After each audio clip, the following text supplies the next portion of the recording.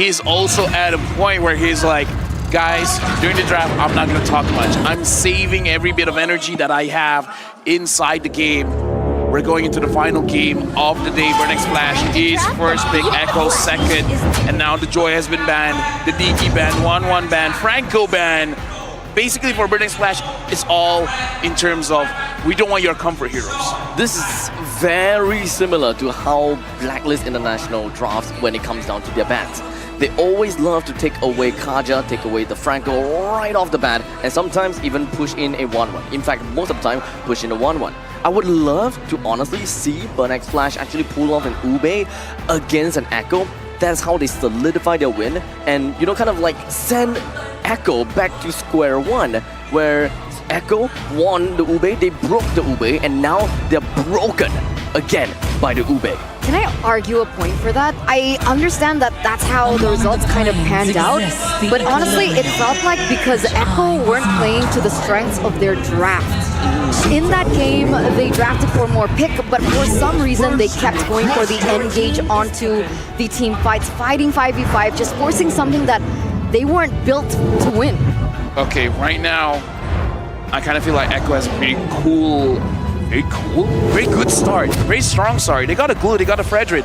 Yep. Fredrin so far, throughout MSC, has been an amazing hero in terms of controlling the game, controlling the jungle.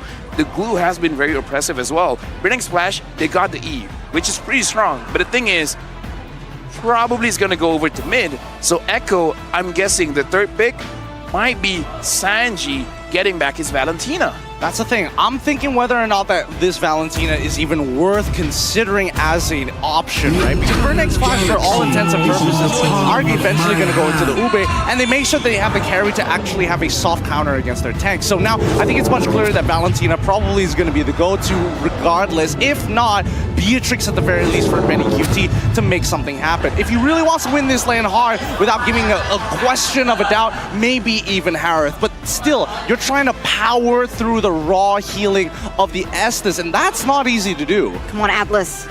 I do like the fact that, yes, it's an Estes, yes, it's an Ube, but right now, Burnex Flash needs that tough front line. So far, the top front line has always been Fredrin. Sometimes you throw in a Barat every now and then. So I think that Echo would have a very good idea of banning these tough nuts.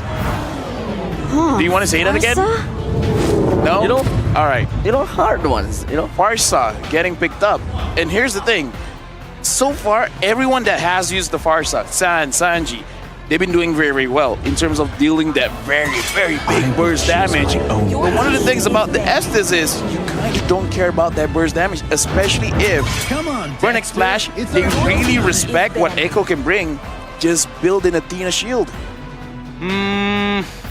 We'll see how that goes. I personally don't believe that Athena Shield is going to save everybody, because not everybody wants to consider going defensive. And in this particular case, even if you are going to be the carry, you're probably going to have to just wait out the Feathered Airstrike at the end of the day. I like where Echo's mindset is at. They're banning out the Arlet, making sure they also get rid of the Uranus, just to make sure that they can walk away from the real-world manipulation. But on the side of Burnex Flash, right, they get rid of the Claude, safe laners. If they want to get rid of one more safe laner, they can also get rid of the Beatrix, which would either force Benny QT on both either the Harith or even going along the lines of Brody. But even then, right, even then, I hope to see that maybe we see an adjustment, right? A quick adjustment for the side of maybe, I want to say Echo, but I think it's for Burnex Flash to kind of set the question after that last pick. Wait for no I want to say that Echo very likely will pick a marksman, which will be a Beatrix, because this draft, the first pick with Fredrin, second pick Glue, third pick Fasa, is almost exactly the same as MPLPH game number 1 against Blacklist International. And their final pick was an Atlas. Oh, that's going to be very interesting, because now the Melissa is very strong going up against a composition that they want to clump up. But the thing is, the Lapu is very strong going up against the Melissa. So now, looking at the composition, I can already see quite a lot of emphasis on the ATM. He is the one that can stop the Farsa. He is the one that can stop the Melissa. And I kind of feel like Echo knows that this is going to happen. Yep. So they're gonna try to protect this Melissa and Farsa as much as they can. Yep. I mean, I think I agree with Abstract on this one. The Atlas is looking mighty fine, but I like the fact that even for Burn X Flash, they considered all the options. The disengage coming in from that deadly catch is going to be highly valuable here. But instead of going for Atlas, something a little bit more flexible, something to actually stop that people from dashing around and actually peel your opponents away rather than dedicating to one single ult. So having this Kufra and considering how YEAHHH has been playing so far in the past 2 games on fumes, I think his natural instinct, just like your Taijutsu, his fight or flight on Kufra is still tip-top. I gotta say, production, script writers, you guys deserve the rest. No more fun facts for today. We're gonna save all of that for tomorrow. This is the very last match of the day. Let's enjoy the game. And speaking of which, for you guys, good luck. Because I'm gonna shut down my brain. I'm gonna enjoy the next 20, 30 minutes, 40, 50, maybe an Keep hour on going. of Mobile Legends Bang Bang. Yeah, keep on going. Our record now is 39 minutes. Let's see if Burn X Flash and Echo can beat the limits. Ladies and gentlemen, welcome to the final game of today as both of these teams look to represent their country. Burn X Flash and Echo for the very last time in MSC. The second wind is already applied to Echo in the last game. They had some momentum. Can they find that energy once more? I think for Sanford, at the very least, this lane will be relatively simple for him. He will be able to control it, no problem. And if he keeps on trading against ATM like this, eventually there'll be enough stacks where he cannot dodge out of the slam anymore. However, on the top side of this, I think the hardest role right now, a lot of weight is on both Benny QT and as well as YEAHHH. Benny QT not only must protect himself against ATM with or without YEAHHH regardless, but still needs to be able to deal relevant damage to the front line and as many people as possible when he throws out muddles. And on top of that, right, I don't think Sanji's job is any easier, right? He's supposed to deal out the damage, but the crazy thing about the Farsa is despite the damage that you can have, you're so vulnerable because, you know, you're standing idly by. Sanji comes into the drive-by. ATM flickers backwards. Sanji flickers forward. 1-for-1 trade. That's not a very good trade for Echo at all. I beg to differ. Really? Because Sanji is almost guaranteed level 4 no matter what, as long as he shows up on the EXP side of the map. This is personally great for Sanford because now this volatile lane, or more importantly, this already losing matchup has now become impossible for ATM to really recover from if Sanford continues to play at the level he is right now. Oh. All right. With the trades happening right now, 2 minutes are on the clock. Both of these teams already centering their focus onto the next objective. A lot are already having their level 4 resources. Let's see how this pans out. ATM just hit level 4, and thus he will be going in with the bravest warriors, just jumping right in. Big stunts on Kaltizi and Sanji. Unfortunately, untimely, because he would have been able to stop Kaltizi with their retribution. What did I say? Sanji still hits level 4, gets away with a kill, and is still totally fine here. That's sorry, nice. Not necessarily a kill, but at the very least, you know what I'm talking about, right? He hasn't really lost too much, and arguably, I would say that he has an EXP lead over his opponent onto CCAT. But even if Sanji is going to be able to get those levels, to get that farm, later on, I feel like it's going to be a little bit more difficult to have an impact in those team fights. I'm going to continue later. Sanji is back down to the bottom lane. Slams, and everything just going to be thrown right at ATM. And of course, the split attaches himself onto the ATM. Sanji and Sanford back as a dynamic duo. Yeah, ATM's not having the bestest of times. 0-1 already here in the first 3 minutes. They are still trying to just uneven that lane matchup.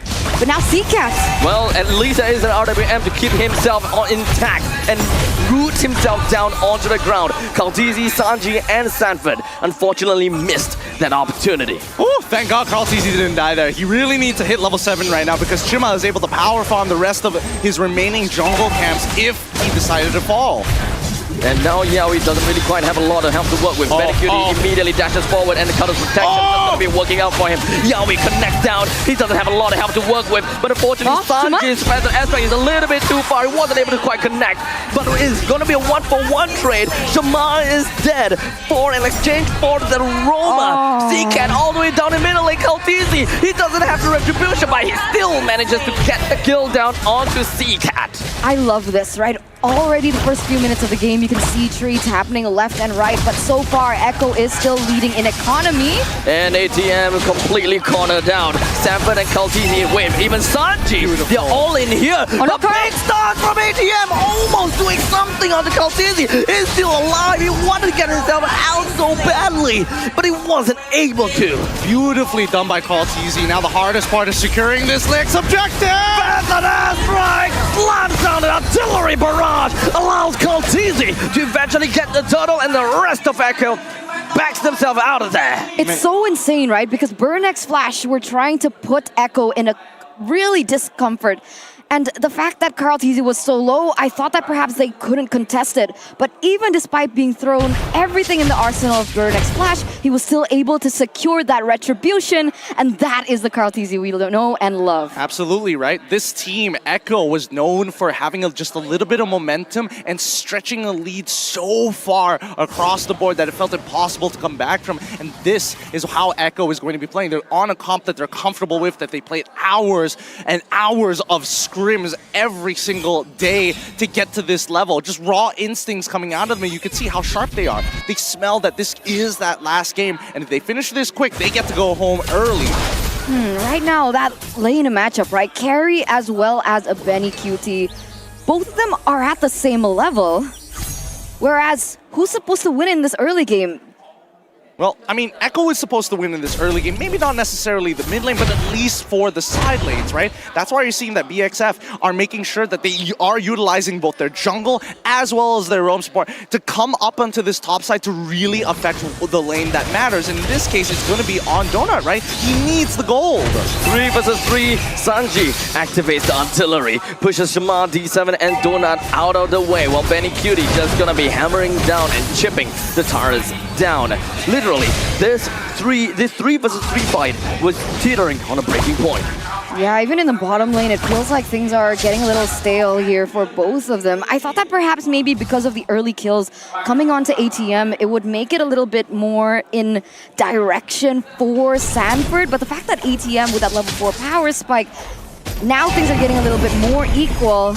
How is that going to fare for both of these teams one day? Whoa, whoa, whoa, whoa! Yeah, we connect down onto Shama. They really want to buzz him down, but unfortunately, the blessing of the Moon God is just going to be connecting. Sanford is still right on top of Shama, while ATM is all the way over to the back lines. It's Roma against 3. It's ESP laners against 3. But the thing is, Sanford might be able to get away, while ATM couldn't. That's the difference.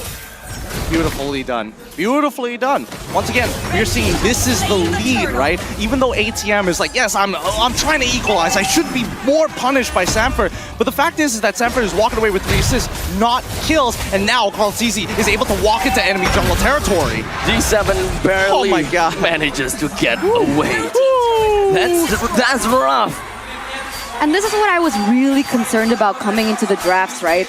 We don't see the same amount of impact from D7 like we did before because of how Echo are so great at trying to split the map. But here we go, YEAHHH! That's not good for ATM. It's going to be taken down once again. The middle lane turret is just about a sliver of health. Echo takes this game by the force, and ATM died 5 times already. I mean, look at this. The momentum that's being built by both Sanji and as well as Sanford is now influencing the rest. Everybody else feels it, right? The momentum pushing them forward. A 4.2k. Echo starting to look back in form. And unfortunately for Burnx Flash, they're the ones looking a little sloppy now. They're the ones who have recognized that, oh man, this is how Echo felt in game 1 and in game 2. The curious thing is I was actually quite concerned with the Pharsa pick. I didn't believe it. I wasn't convinced because of how much dive Burnx Flash has in their arsenal to cancel out.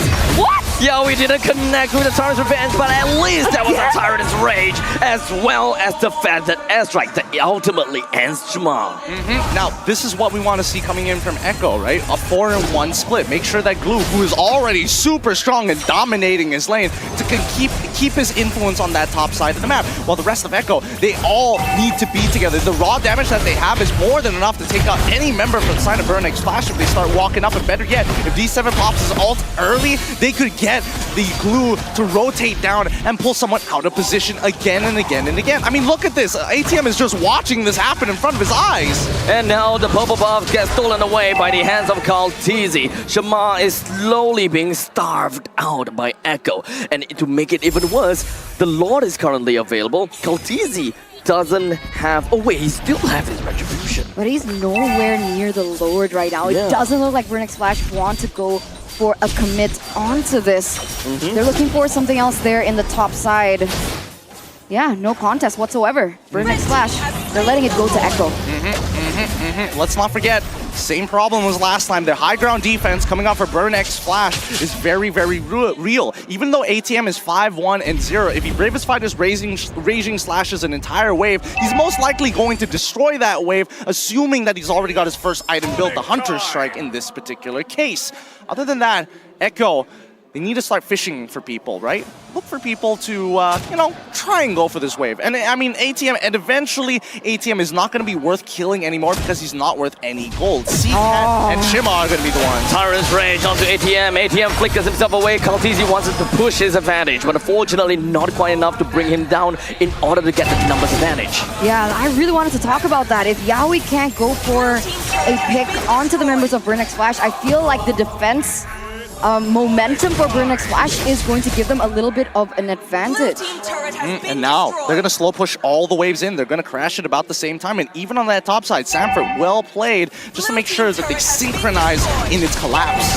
Now with all three lanes marching down together, with the Lord marching down the bottom lane with his trusty Trident, doesn't have to crash just yet. Sun's HP doesn't look good, but never mind, he's still in artillery. ATM closes the gap, and that is going to be a 1-for-1 trade. Sanford is still taking on to the front lines. He still have a lot of goons. He's still going to be A-OK. Kaltizi, he's got a lot of health to still work with. Man, Benny QT is looking so big here. 3 levels above his opponent in Tondona, and now they are just absolutely turning with the extended range. They can siege for days. Sanji, a little bit of a misplay, not gonna lie, trying to greed out for that feathered airstrike because, again, I think he was very confident that ATM would not be able to close the distance because they saw him use his flicker way earlier in the fight. I completely agree with you. I feel like the timings in these team fights are very, very important, but you're right. I mean, that's a 2,000 gold deficit here for Donut. He needs to catch up. Where is he going to find the gold, though?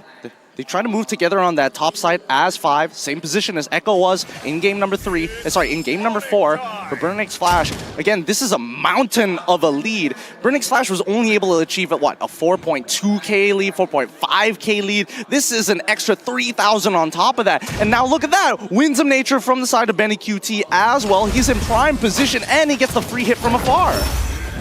That's a hello from the hands of YEAHHH. Shamar literally face-checked in the bush and he sees YEAHHH. He knows where YEAHHH is. It's not necessarily going to be kind of like surprise hit come from the side of Echo anymore, but Burnex Flash, they know that they're gonna have to play it safe.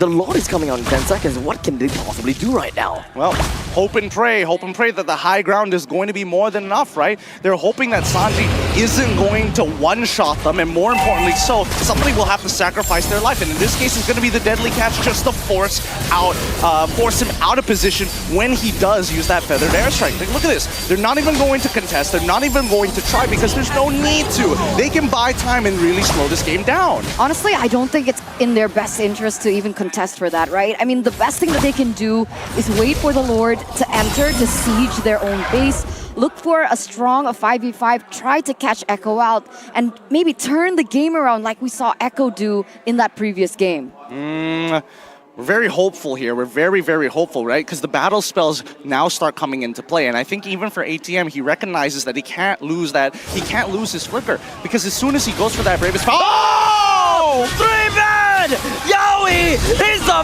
beast. In the meantime, all the way to the back lines, Sanji is gonna be A-okay despite the fact that ATM just dove right onto him. They've guaranteed an inhibitor turret. CCAT was their high ground defense. Donut all he can do is focus on that lore, but Jima can try his best. But Echo won't stop now. That was so close from the side of Yowie, but the main thing that they're going to be looking out for is going to be the middle lane inhibitor turret. The top lane is going to be go down, and now the Lord even crashes down to the bottom lane. Look at Jamar is going to go straight down. The rest of Echo moving right in, pushing this time, pushing Donut, but how about the core? Echo! They are the game with a bag, and that is how we get our third place. Man, Flames extinguished by the force of the Orcas. Once again proving that they are the apex predators. That's my GOAT. That's my GOAT. I still hold strong to it. Echo, they still got it in them, even when they got nothing left, even when they are pushed to the brink of failure. Muscle, but whether it be to the heart of being broken or their spirits, they still push on. Truly warriors and competitors. But GGWP to the Cambodian representatives. Burn X Flash putting their mark on the map, showing to the MLBB community that they are a force to be reckoned with. We are so excited to see what performance that they can bring in the next international stage. This is a big win. Echo really